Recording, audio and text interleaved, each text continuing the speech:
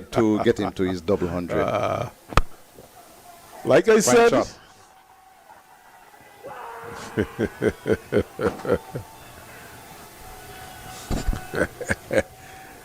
like I said, over the top and easy does it. 4 runs.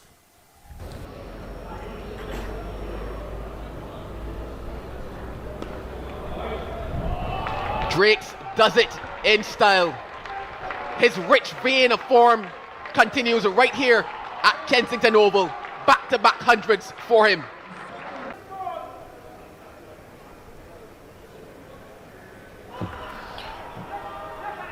The moment that Barnes has waited on, at long last, he's got himself a 5-wicket haul, his first in first-class cricket.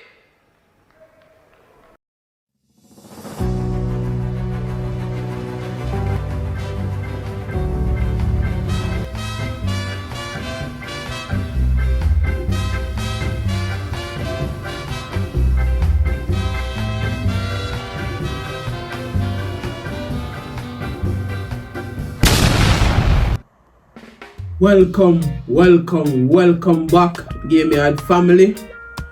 Thanks again for joining us for another video.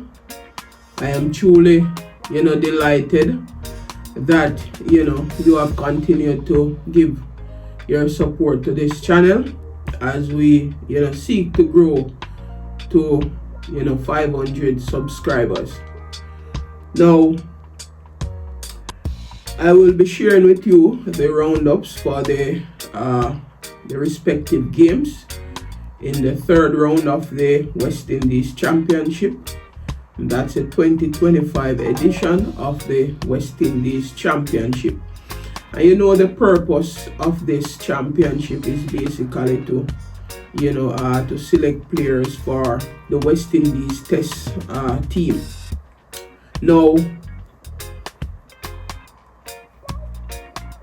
if you are, a first-time, viewer, I would encourage you to smash that subscribe button and turn on that post notification bell so that you can be, notified whenever content would have been uploaded to the channel. And if you are a returning viewer and you have not yet subscribed, I would encourage you to do likewise. The simplest way you can support this channel and the most cost-effective way you can support this channel is by subscribing, by viewing the videos, to give the video a thumbs up, and also to share your comments down in the comment section. So I would encourage you to do so.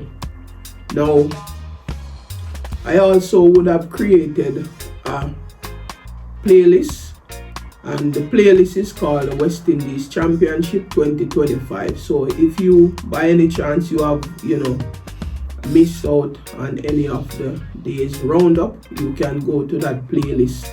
And I will, attach the playlist at the end of this video so that you can click on it and, choose the videos that you have not yet, watched. All right, so without further hesitation, let us move right into what we want to talk about on this video. Now, I will be looking first on the Jamaica Scorpions and the Barbados Pride, and in my estimation, I think this match is currently evenly poised. Let me give you a little background of the game so far. So the Barbados Pride, they would have, won the toss and decided to bowl. And the Jamaica Scorpions, they would have made 231 in their first innings. Barbados, in reply, they would have made 293 runs, right? And Jamaica batting a second time, right? They are currently on 26 for 1, right? After 12 overs. So let's provide what would have transpired in that second day. So the Jamaica Scorpions, they trailed the Barbados Pride by 36 runs at stump on day 2 in their third round fixture. at the Kensington Oval. The Scorpions, as I said before, would have ended the day on 26 for 1 from 12 overs in their second innings, with Kirk McKenzie and captain John Campbell at the crease at close on 14 and 8 respectively. Kemar Roach would have taken the lone wicket to fall, bowling Carlos Brown for 4. So earlier the Pride would have started the day on 9 without loss from 3 overs, trailing by 222 runs. And they would have made 293 all out from 86.4 overs for a lead of 62 runs in their first innings. Craig Brathwaite and Zachary McCaskey added a further 36 before McCaskey fell to off-spinner Brad Barnes for 11 in the 17th over. Well, this could be it. It's gone up again, and McCaskey has given it away. Disappointment on his face. Not long after, Jermaine Blackwood removed the skipper Brathwaite for 31 with his part-time medium pace to leave the Pride 45 for 2 in the 18th over. And no success for Jermaine Blackwood. 2 lapses in concentration for Barbados Pride have brought about 2 wickets. This brought Kevin Wickham to the middle to join Jonathan Drakes, and that pair didn't last long as Wickham became Barnes' second victim for 7. Continue. The Scorpions in the good period of cricket here now. And he's given. Barnes strikes again. 6 over later, Brad Barnes was at it again with the wicket of Demetrius Richards for 2 to leave the host struggling at 62 for 4. Early wickets. He's given it away. And Barnes has put a third one in his barn. Drakes and Leniko Boucher then added 108 for the 5th wicket before Boucher fell off the bowling of Tamari Redwood for 55 of 71 balls, including 5 fours.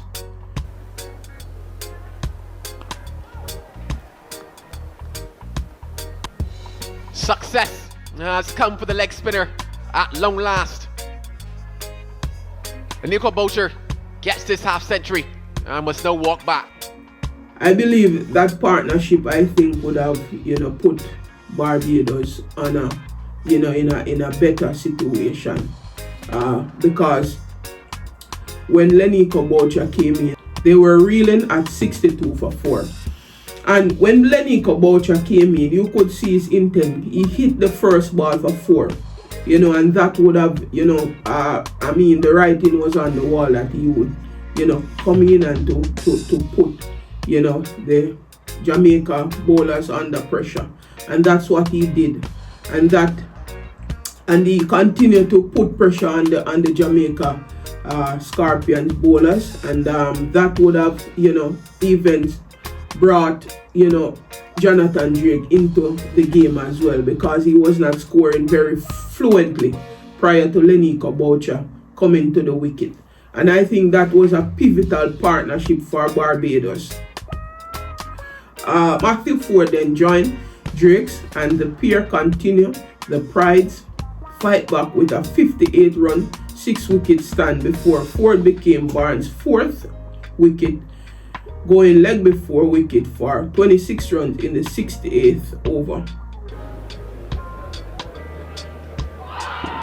Well struck on the pad this time, and that finger goes up. Brad Barnes, he has been the wicket taker for the Scorpions. He has managed to sting the Barbados Pride. Kemar Roach came and fell quickly for 2, bringing Jamel Warrican to the middle to join Drakes. Oh, that looks good, that looks close, and that is indeed dead. Blackwood has got another one. Drakes and Warrican added a quick 30 before Warrican fell for 12 to leave the host 265 for 8 in the 82nd over.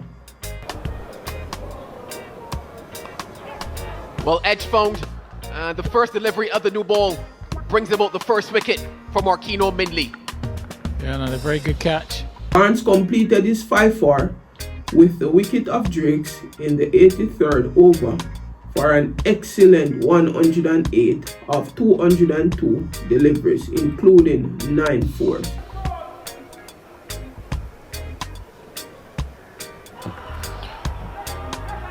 The moment that Barnes has waited on, at long last, he's got himself a 5-wicket haul, his first in first-class cricket. I believe that was a brilliant century there from Jonathan Drakes. This makes it 100 in back-to-back innings for the 30-year-old after his 117 against the West Indies Academy in round 2. Holder finished with 26 of 18 balls, with Barnes finished with a career best of 6 for 94 from 24.4 overs. So scores in the match so far, the Jamaica Scorpions would have made 231 all out from 67.5 overs, with Odin Smith 50, Javor Royal 43, Jermaine Blackwood 30, Carlos Brown 29. Holder was the pick of the Pride's bowler with 3 for 66, Craig Brathwaite 2 for 1, and Jamel Warrican 2 for 42. Also, Kemar Roach was amongst the bowlers with 2 for 45. Barbados Pride in their reply would have, been all out for 293 of 86.4 over, with Jonathan Drakes 108, Leniko Boucher 55, Craig Brathwaite 31, and Brad Barnes was the pick of the Jamaica Scorpions bowler with 6 for 94, and Jermaine Blackwood supported him with 2 for 32. Jamaica Scorpions in their second innings closed day 2 on 26 for 1 in 12 overs. So, as I said before, I think this game is evenly poised. This day 3 will be critical, depending on who win the sessions on day 3. Then we will know who the winner will be, right? So Jamaica Scorpions would need to bat, very well. And even yesterday, we would have seen the pitch start to play a bit low, because even that ball, Carlos Brown, it kept, low. Even though it was a very, very good delivery from Kemar Roach, it pitches and move away from the batter, hitting the half stump. It was a very excellent seam bowling delivery. All right, so that is, what is going on at the Kensington Oval. Let us jump over to the Warner Park, where, the Trinidad and Tobago Red Force are up against the Leeward Islands Hurricanes. And, up front, I just want to say that, the Trinidad and Tobago Red Force, they are making a very good statement in this competition so far. Most of the time, in fact, in the two first rounds, Red Force, they would have batted only one time, and it seems like this match they will be batting only one time as well. So let's see how it will go. They would have made 504 for 6 declared in their first match, winning that match by an innings and 75 runs against the combined campuses and colleges team. And in the second game, they would have scored 456. And they would have won that match against the Volcanoes by an innings and 175 runs.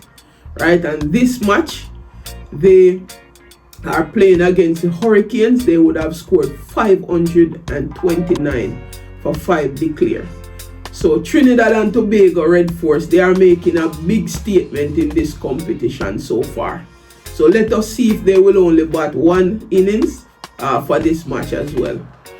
So in this match, Jason Mohammed would have registered an unbeaten double century. I'm telling you, Jason Mohammed is in red hot form, right? He would have scored 3 centuries now in the 3 rounds. And there are talks that, if he is the highest run scorer, if he should be playing for West Indies. And I think that is a resounding yes for me. I don't know why we, we spend so much time on the age of players. I'm thinking that players should be selected based on, you know, their performance, right? It's the best system, I believe, you know, for the sport. You play players based on their performance, right? So if Mohamed, even though he's 38 and he is the highest run scorer, you know, he has a good average, you know, I don't see why we can't play him at 38, right? So that's my take on it, right? I believe that we should have a system that players are played based on merit, you know, and not on names and who they know. You understand me? We don't want to be, you know, caught up in that kind of, you know, of cricket. Players should be played based on performance. Yeah, they merit their space in the side based on their performance. That's all I will say on that. So Jason Mohammed continued to show his immense class as he converted his overnight century into a majestic double century as the Trinidad and Tobago Red Force assert their dominance on day 2 of this third round West Indies Championship clash against the Leeward Islands Hurricane at Warner Park. The experienced right hander, who resumed on 104, added another 100 runs to his tally to finish on a masterful 204 not out. To his double 100. Like I said,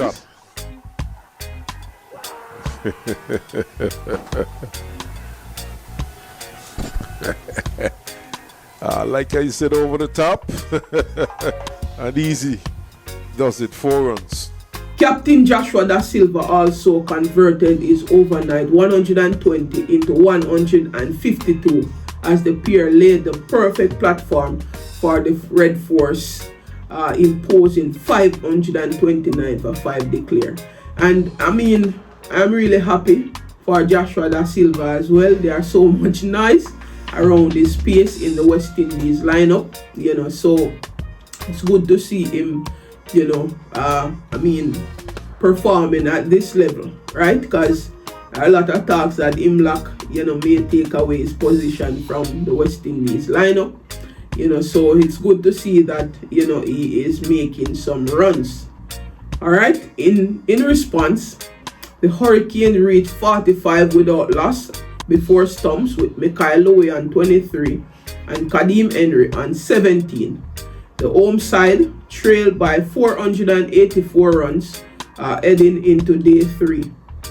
Building on their brilliant day 1 partnership, Mohammed and Da Silva extended their overnight 4th wicket stand from 212 to 259 as they frustrated the Hurricane bowlers with their patience and precision.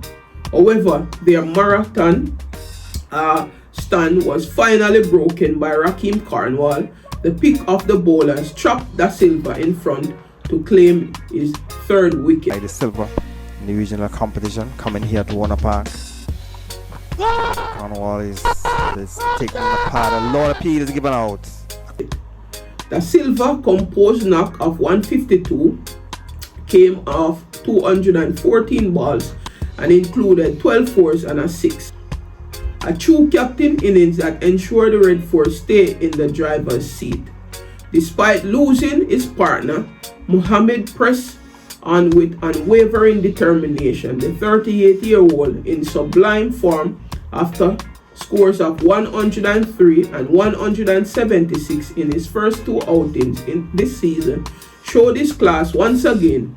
He found an able ally in Yannick Carrier, who contributed 22 before retiring hurt after their partnership added 41 runs to push the score to 414 for 4.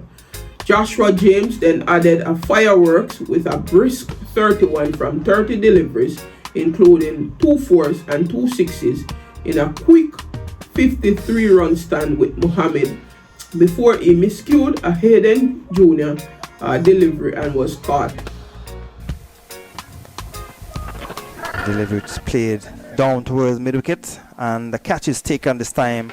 And fast, Mohammed carried on a showcase of his range of exquisite stroke plays. He brought up his double century and knocked Lace with 13 boundaries and 7 sixes before the Red Force declared to ensure he ended unbeaten alongside Kari Pierre, who was on 14 not out. Cornwall was the Hurricanes' standout performer with the ball, finishing with figures of 3 for 127. However, the off-spinner found little support from his teammates as the Red Force batting onslaught wore down the attack. With a mountain to climb, opener Louis and Henry showed positive intent. Louis found the boundary 4 times so far, while Henry struck 3 fours. A brief rain delay disrupted their rhythm, but they returned to the crease and held firm, ensuring that the team ended the day without loss. So that's what would have transpired on day 2 at the Warner Park. Right, so let us see what will happen on day 3. Day 3 will be pivotal for especially the Hurricanes. They need to bat very well on day 3. So let us see what will transpire. Thank you so much for joining us for this video. Please remember to hit that subscribe button, turn on that post notification bell, hit that like button, and please share your thoughts and comment down in the comment section. We will see you in the next roundup. Peace and blessings, everyone.